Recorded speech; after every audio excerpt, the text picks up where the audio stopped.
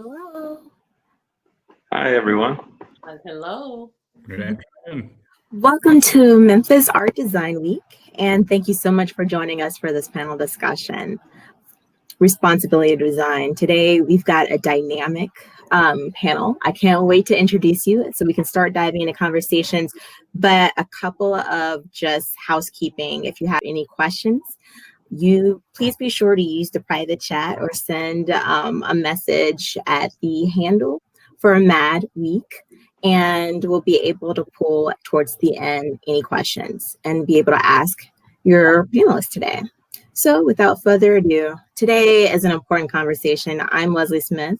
I'm with the Black Authority of Memphis, and I oftentimes have to think about innovative ways to design things in order to cater to today's situations. And as a design professional, I think it's important to have this conversation. And I think other people from different industries also have to think about these things. And so when we were asked to come to this panel, we were looking to have a conversation about different ways that we understand and interact with the world, even a world that's constantly changing. How can we dive together into a conversation in 2020 and define what responsibility of design looks like? And how can we, through understanding what this looks like, how can we use this to impact our environment, our economy, and our socio-economic well-being for better? So without much further ado, I want to get into introducing our panelists. First, we have Justin Insminger with Innovate Memphis. He is the Executive Director for Innovate Memphis, which is a nonprofit, innovative team for the city of Memphis. The team uses human-centered design principles in researching, developing, and launching programs in the public sector. Before his role, he worked with the City of Memphis Office of Performance Management within city government, and he served as a consulting support for Innovate Memphis Neighborhood Retail Incubation, MemShop. Innovate Memphis currently works on innovation efforts within emergency medical services, transportation and mobility, neighborhood analytics, and housing support. Innovate Memphis is also a partner in local reimaging civic commons effort, the Fourth Bluff. If you haven't heard of him, you've probably heard of his work. I've known him for quite some time, and he's just truly a brain capital. He comes up with things that you just never even think of, and they truly touch you one way or another in the city, if you live in the city of Memphis. So good person to know. Dana James Mwangi of Cheers Creative.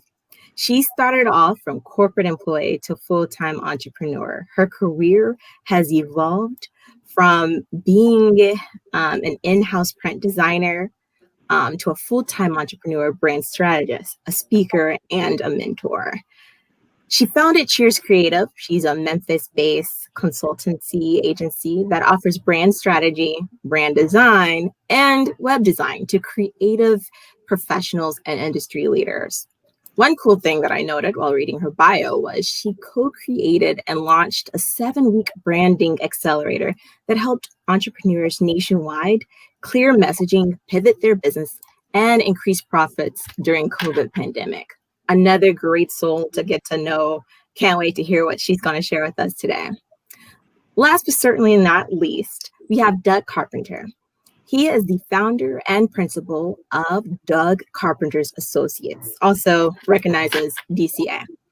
He spearheads all new businesses and consulting efforts and oversees creation and execution, comprehensive communication, advertising, and public relation plans for agencies' clients. One cool thing about him is at the age of 24, he founded Doug Carpenter's Advertising. The agency achieved its early success with clients in the multifamily real estate category and grew to add finance, arts, sports, education, entertainment, and retail to its portfolios. Among many of his accomplishments, one of his critical role that his firm played was in attracting and promoting the move of the Vancouver Grizzlies to the NBA franchise to Memphis. Such a dynamic panel we have today. So thank you so much for joining us. It's a privilege and honor. I want to first start off this conversation by just having each one of you, we can start off with you, Justin, to really just define how responsibility of design shows up in your everyday work. Great. Thanks, Leslie. And thanks to Whitney and all the folks at Third Space for making this happen. For us, when people think about government, and honestly, if you work for government, you don't really want to associate government with failure, right? But you have to try new things, and sometimes those don't go according to plan. So for us, design shows up in helping our government partners be a little bit more creative, be a little less risk averse, and try new things, because we can say, look, we've got a design process. We're going to go slow. We're going to be cautious. Any risk we take will be well informed. And then, because ultimately we know that in the 21st century, better service is available for a lot of our residents, and we need to try some new things to deliver that service. So that's how it shows up for us. Okay. Doug, how does responsibility design show up in your everyday work? Everywhere, all the time. I was thinking about this because it's a heady title, and I was thinking about, and I've always believed this, communications is what we do, and I believe it's the most powerful tool known to man. You fall in love with words, and you hire a great divorce attorney with words. You start wars, end wars. And so I think anytime you're in the communication field, there's a great responsibility to be a good communicator and to help people use the tools at your disposal to change the world for the better. That's what we focus on here. We're very Memphis-centric, but to me, I think there's a great responsibility. And unfortunately, the communication tools are available to everybody, and some people have either not the desire to use them responsibly or the skill set. So it's a critical thing to me. Wow. There's a couple of things I want to give back to you, Justin and Doug, but Dana, how do you define how responsibility of design shows up in your work? Every single minute, we are thinking about design, even when we're not designing. So, we always say we do strategy first and design second, right?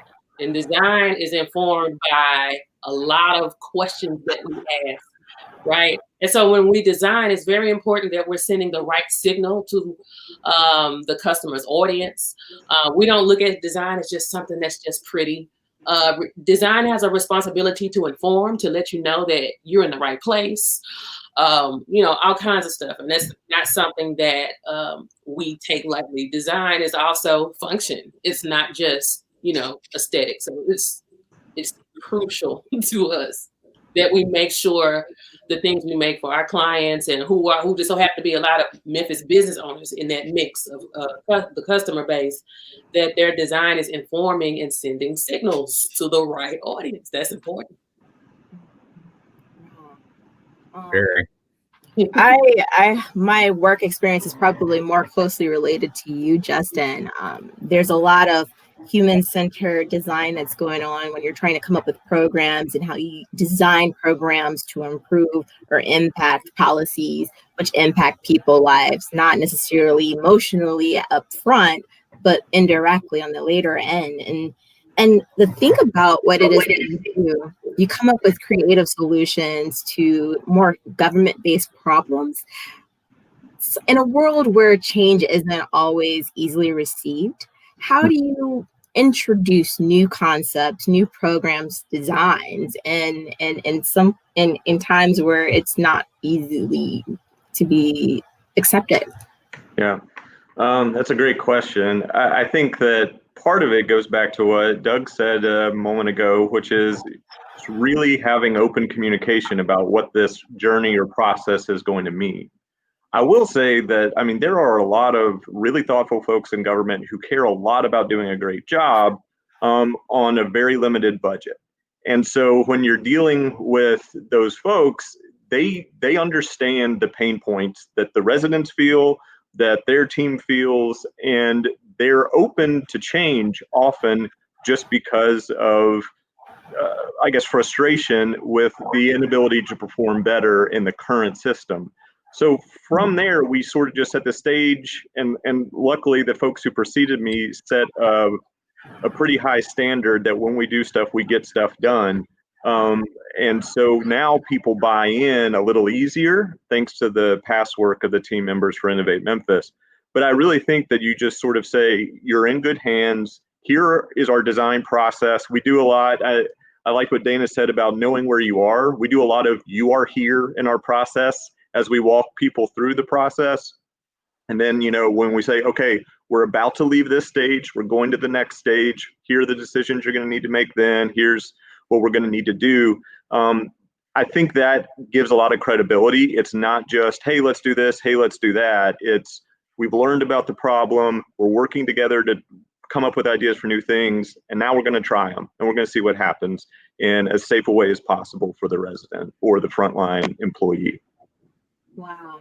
That's very true. Like sometimes the only way to get your feet dirty is to go ahead and do it. But if you already have coming into a space where it's already incubated, to know that it's okay to kind of feel things out, but you're going to be as responsible as you can to make sure you're doing something that is transparent and we're starting from scratch, it would be more easily received.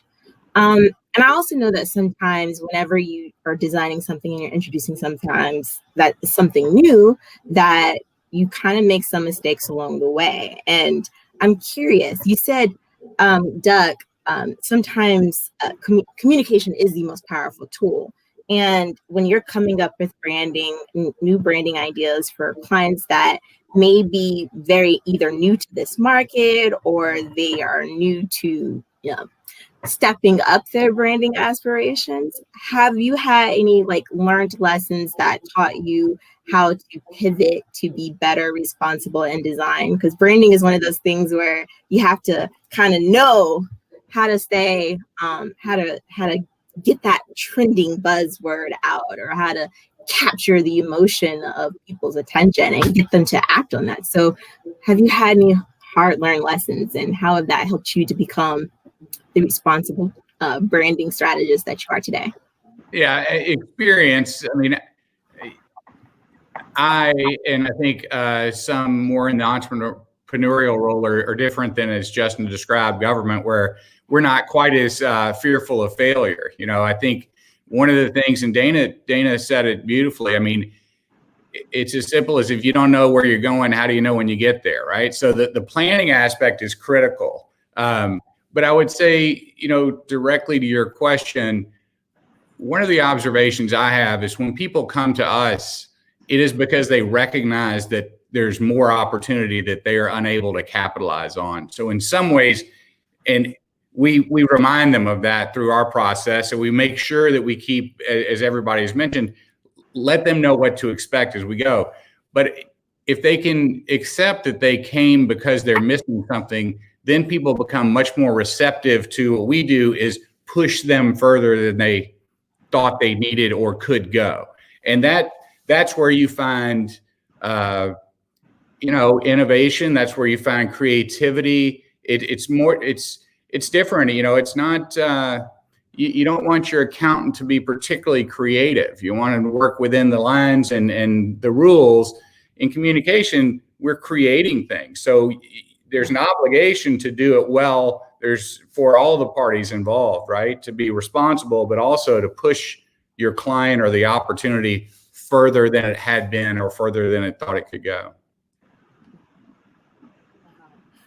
One of the things that you said that really resonates with me is, if you don't know where you're going, how do you get there? And I think that could be like a quote that maybe Matt could kind of steal and use. That's an absolutely real statement.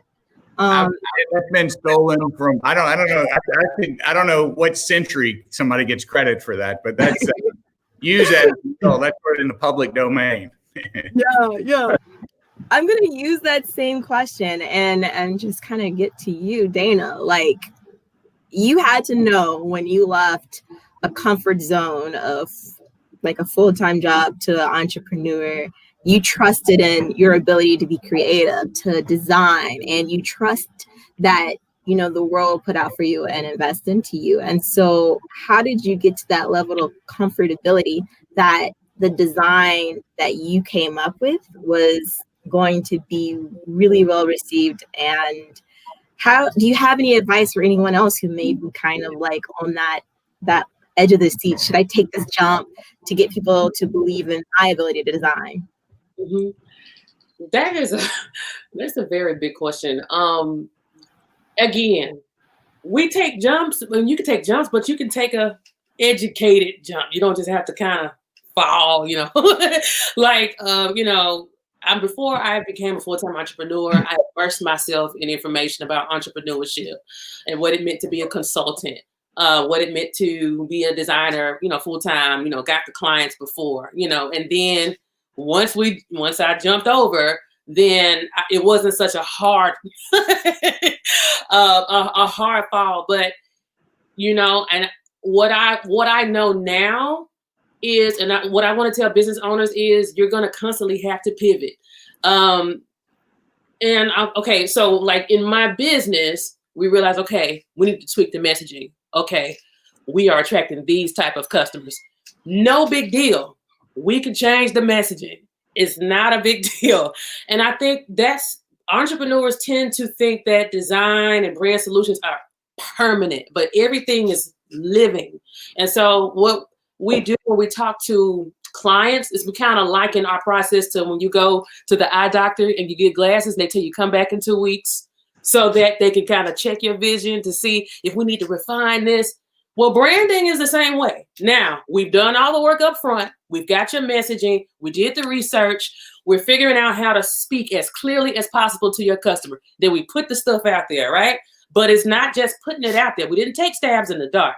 Everything was founded with strategy. But if we find along the way, your audience changes, or we find along the way, you know, I don't really like this service that I'm doing. I want to do the service over here. We can change it. And when you give yourself that freedom, especially as a small business owner, it's not like you're a team of 2,000. You can make those changes, and it's totally fine. Okay. Wow. Yeah. So you come from an entrepreneur background. Justin, you come from a policy background. And Doug, you come from an entertainment / business background. And I think every single one of you had an answer that could intersect in some way, shape, fashion, or form. And so my next question is that, you know, kind of what the objective of what today's conversation is how they all come together and how we can use the responsibility of design to actually contribute to our well-being socioeconomically, economy-wise, and our environment. And so I'm open to having a discussion right now. So how do you think that your ability to design can contribute, what you do for your work contributes to the larger current world? Right now, everybody has had to pivot during the COVID season that we're in today. And so how is it showing up in what you do? Have you had to come up with a new design to cater to COVID, or have you chosen to pivot or support something else that's helps our world today? Just let's have a conversation around those things. I mean, I'll jump in because we just launched a campaign on Wednesday that is probably answers and a case study for everything you asked. So we recognize that there's an intersection. There was an opportunity that we identified with a variety of other participants, being Memphis Travel and Downtown Memphis Commission, our parks and recreation and outdoor spaces, that our tourism revenue is a huge economic driver for the city, and it essentially went away. That causes a lot of pain downstream to restaurant, hotel workers, et cetera. So Memphis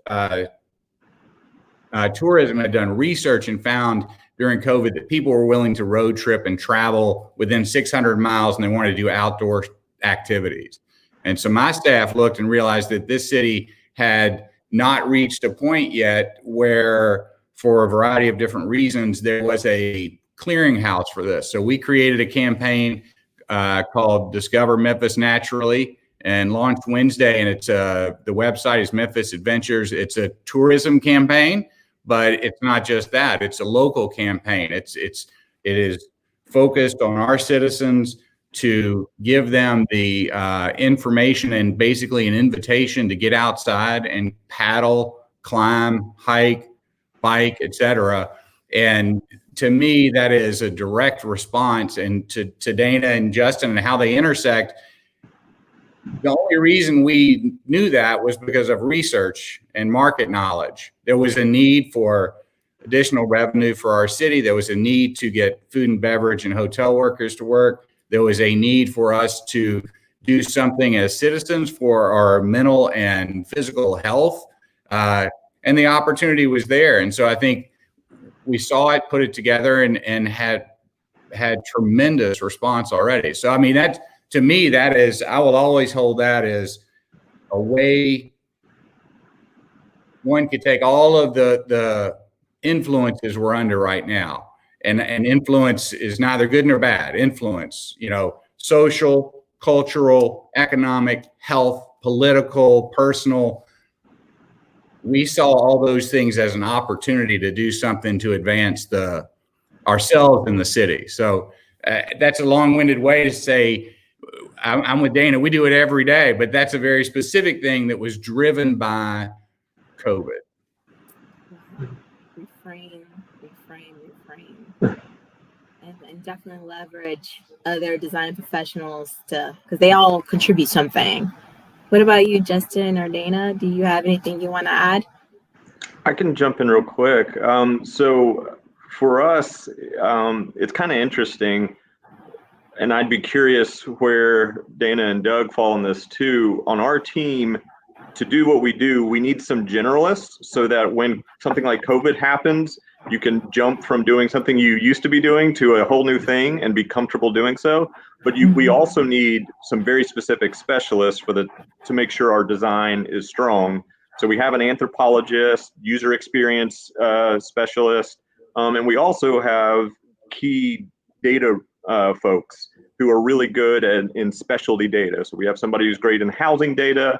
We were lucky enough that we had an informational interview 2 weeks before COVID hit Memphis with a MPH who had just gotten out of his Fulbright scholarship and moved back home to North Mississippi. And we were able to say, I think he would be a helpful person in this moment. So partly, I think for us, it's about building the team. And then when you to solve whatever problems there, I think on the socio-economic, that city's health, that sort of thing, the only, I guess, entity or organization that can't refuse service for the most part is government. And so everyone can call 911 for anything, and everyone expects, streets to be paved, trash to be picked up, all that good stuff. For us, where we really see that friction and the opportunity to do better is in the work with emergency medical services and healthcare.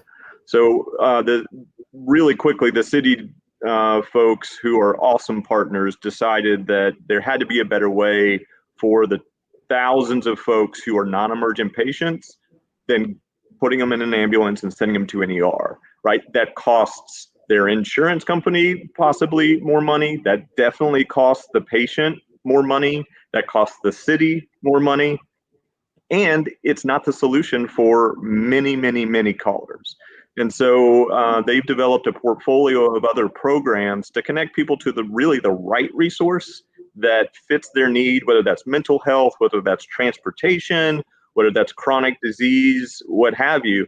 And I mean, that is real life health impacts, but it's also family income management, right? All of a sudden, you don't have to pay whatever that copay is to go to the ER because it's a much smaller amount to go see this specialist or what have you. So I think that, it puts money back in people's pockets. here in Memphis, and hopefully can really start to help access to healthcare improve. Yeah. Such a very a smart design, a design that not only like handles, the immediate solution, but also helps economically wise to multiple people. Thank you for that.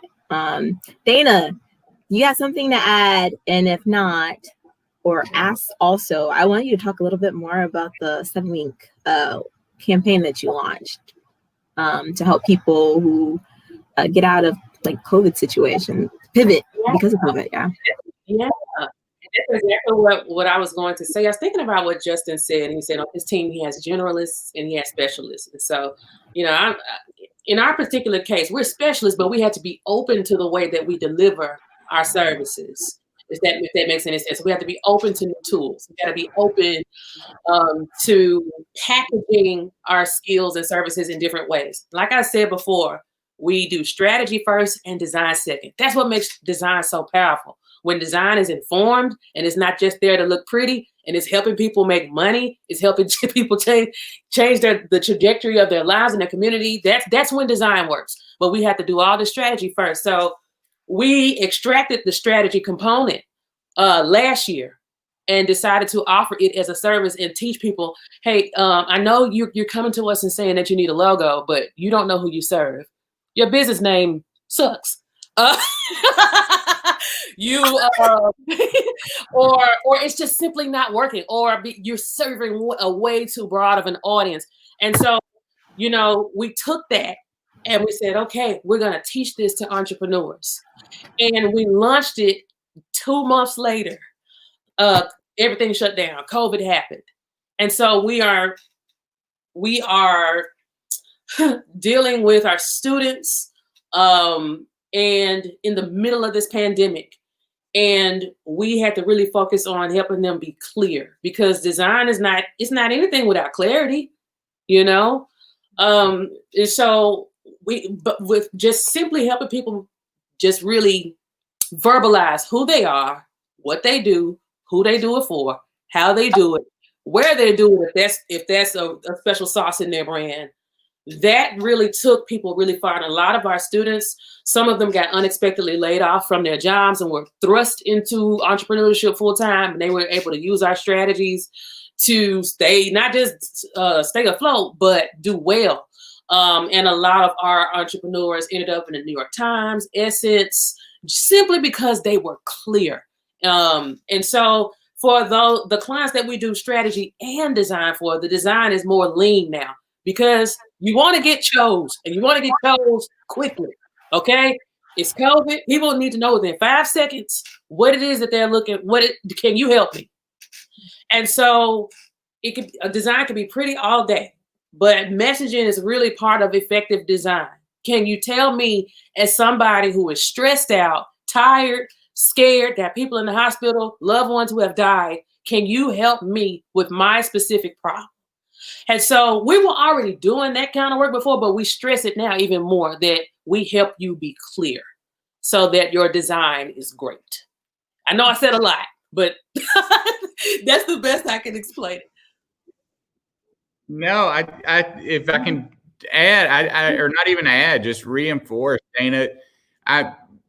When I was approached about Memphis Art and Design Week, I was in a different conversation about art and design and sort of the differences between art and design. And I'm still sort of intellectually trying to figure out if this is accurate or not. But I came up with a perspective for me that I think is helpful. Art, to me, is driven by passion. It has to get out. I think design is driven by intention.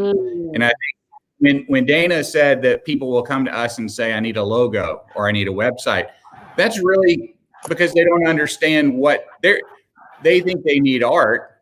But what they need is design. And so if and this is where Justin's approach and Dana's approach as well, which I don't know is much, but I look forward to learning.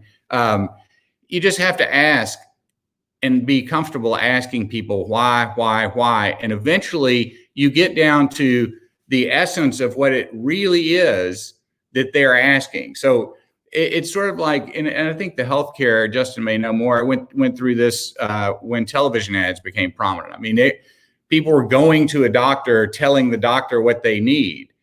But really, if the doctor will ask and do their work and ask and ask and ask, you may have a really simple solution that accomplishes the goal, but you're not equipped to make it yourself. So to me, I think, and maybe that goes a little bit back to the responsibility of design. I mean, it has intention, and you can be, on a business level, you can and should be judged by the effectiveness of it, not simply the entertainment or the beauty or whatever it might be. Justin, did you have something you wanted to add? No, I think that what Dana and Doug both said is right on the money. I'm learning a lot, so happy to sit by on that one and learn. What's left on my mind, what Doug and Dana said, I think a good takeaway would be design is informed, design is intentional. And I think it's very important to make that distinction. And I'm just kind of curious because I feel like we've answered one of the biggest questions for this panel is how can we all come together to work to improve the world? And so taking the design is intentional, design is informed, and distinguishing that between art, which we're passionate about, how can we get a few wins for taking care of Memphis? Like what needs to be on the wish list for us to be working on to help Memphis out?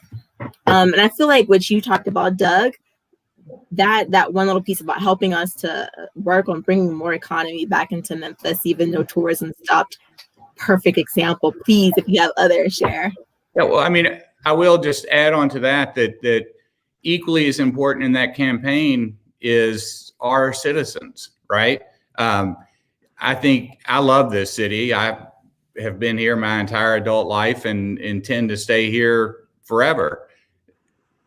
If you right now go to the parks, I believe you will see a city that you want to see. It is so diverse, so congenial. There is a connection that we as citizens have with one another that is often not articulated or seen, and it's not celebrated. And so for that campaign, we're trying to accomplish many different things for many constituents, all with the notion that we have free parks where we can all congregate, right? We have common interests, a lot of them. And often I would say, as we started the conversation, communication and design has a responsibility. And some people have not been intentional about how to do positive, forward-thinking activities that bring our city together, really that celebrate the places where our city is together.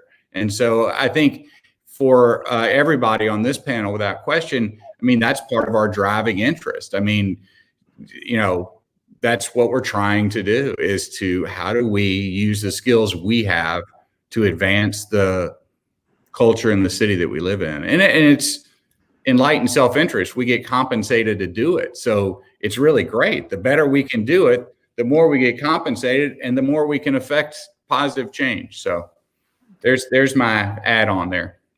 Okay. What else do we need in Memphis? Justin, Dana? I'll jump in. So for me, I think what you're asking is a really important question. I think that there's a great case to be made that functional, efficient government can attract, new for-profit business, can change things for the better in terms of that sort of economic sphere. But what I think is maybe the next level is to have a city that is known for creative solutions to old problems. And that's partly government, but that's also the work that Dana does, and that's the work that Doug does, right? If Memphis is known as a place where, okay, Nashville failed at launching Bird scooters originally, but Memphis got it right. And that's because they took a very interesting, well-informed approach, did it quickly. Credit to Suzanne Carlson from Innovate Memphis for her contribution to that effort. But it made it happen. And then all of a sudden you saw, I don't know, however many, 3 or 4 other companies spring up. So I think that, whether you're talking about transportation mobility or the emergency medical services work, if we can just be a place that decides that a part of who we are is, and I think it is, but tell the story about the part of who we are is that we come up with really creative solutions, we hustle, we grind, and we, on a limited budget or limited resources, we make it happen. I think that goes a long way. Okay. Well, right now I'm going to try to bulldoze through these questions because we don't have that much time. But that was a great response, Justin and Doug. Thank you for that. So this is just to whoever resonates the most with this one. How are you staying motivated during quarantine? I'd love to answer that. How am I staying motivated during quarantine? What's interesting, quarantine has brought, there has been absolute tragedy that has happened in just nationwide and worldwide. We've seen extreme amounts of loss, devastation. But in quarantine, there have been these little nuggets of peace, these little windows where you can reset. And so that's what I do my best to hold on to. And that's what we teach our entrepreneurs to hold on to, And I think just the fact that we created something that helped entrepreneurs stay afloat, and not just stay afloat, but be more confident in what they are, who they serve.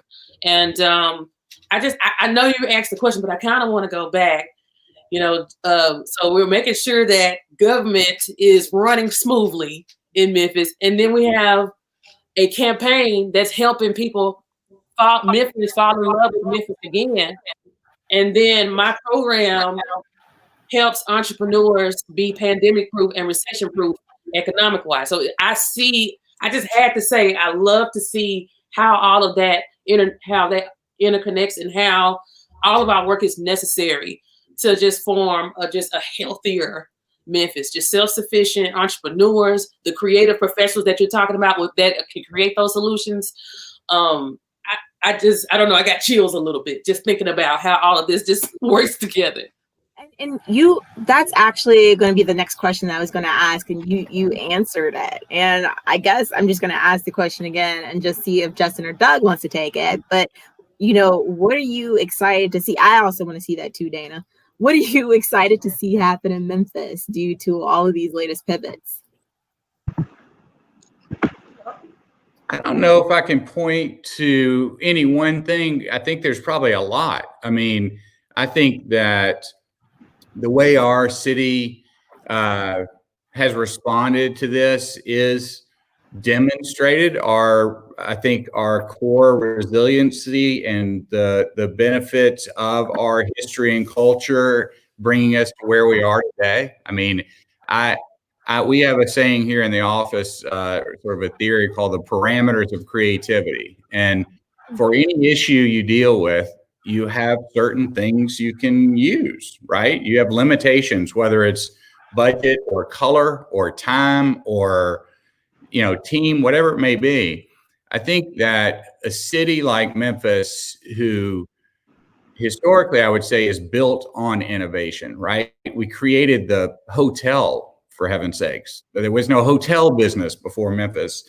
We created FedEx, which is revolutionized package delivery. We created the supermarket, for heaven's sakes, all sorts of things. I think that all the pressures, all the contributing factors in our current time have helped people focus on what's important, and it's really inflamed their ingenuity and creativity to not sit back and be in a bunker and see what happens, but to go out and contribute and make change and do things with what you have. So that I'd even go back to your first part of that question. I mean, I'm so motivated by the opportunities that I see, and just all of us are problem solvers by nature. The panel, all those skills are just becoming razor sharp on how do we solve these problems, whether it's in our own businesses or the government or whatever. So I would never want us to have to live through a pandemic ever. But I think there's some really good, positive, beautiful, long-lasting things that will emerge from it, and this city will be a beneficiary. Wow. All I'll add real quick is exactly what Doug and Dana were speaking to. It's when in a crisis, you start to see some things converge that maybe you didn't see before. And there are some great examples out there that they both mentioned, like when Shelby County Schools couldn't serve lunch anymore, all of a sudden, City of Memphis Parks and Neighborhoods, YMCA, Mid-South Food Bank figured it out. And now those same facilities are running school sessions for essential workers. Like, that wouldn't have happened before, but those types of partnerships unlock, well, if we can do this now, what else could we do down the road? Right. And I'll, as I guess the founder and a board member for Explore Bike Share, we were able to get contributions to make Bike Share free for 2 months. And we saw close to 2,000 people that had never, ever interacted with Explore Bike Share ride bikes. And that's unbelievable. And that's getting to know your park and getting to know your city and feeling and breathing. So I think that there's some real beautiful things. I think particularly in our creative field, art is a project I'm working on the sort of the fine art and the passionate art side. I think right now artists are creating things with different tools and different perspectives, and in 1 month, 3 months, 10 months, we're going to see some really remarkable results. Yeah. Design is intentional, design is adaptive, design is informed. I think those are great things to really just kind of sum up and leave on this note.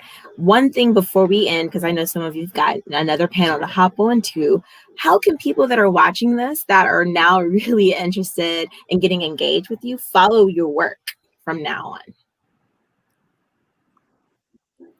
Okay. Well, you can follow us at www.cheerscreative.com. And we are on Facebook, Instagram, Twitter at Cheers Creative. And then my personal website is www.danajamesmwangi.com. And I'm everywhere at Dana James Mwangi. That was easy to find, so I'm good. Yeah. For us, it's innovatememphis.com, at Innovate Memphis on Twitter. I'm at JRE Memphis on Twitter. And if you're particularly interested in some of our data work, you can still find it by going to innovatememphis.com/data. And that's a treasure trove of fun stuff if that's the thing you're into. And I as well, our firm is online everywhere, Instagram, Facebook, web, dcamemphis.com. But I mean, if you want to follow us, it's great. But I really want you to go to memphisadventures.com and explore our own city. Go somewhere you hadn't been before. Talk to somebody you hadn't talked before. Socially distance, and really challenge yourself to use this time to rediscover not only yourself, perhaps, or an activity, but our city, because it's there for us. Well, there you have it. It's been an amazing time having a conversation with you guys. I thank everyone for being able to join us today. Please learn more about the panelists at memphisartanddesign.org and to continue to engage and learn more about the entire conference. Use hashtag MAD Week. Thank you. So much. I enjoyed it. Thank you. Thanks, everybody. Bye.